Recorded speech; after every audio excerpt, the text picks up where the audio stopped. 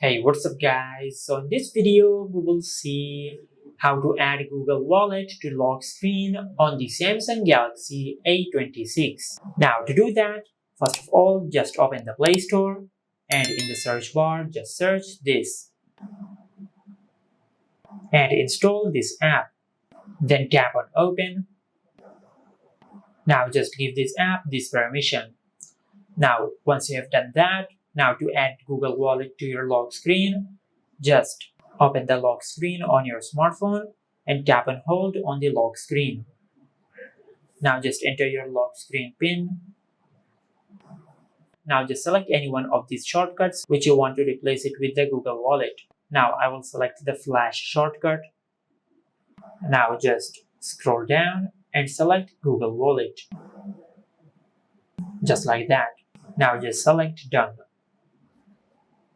And this is how you can add Google Wallet to lock screen on the Samsung Galaxy A26.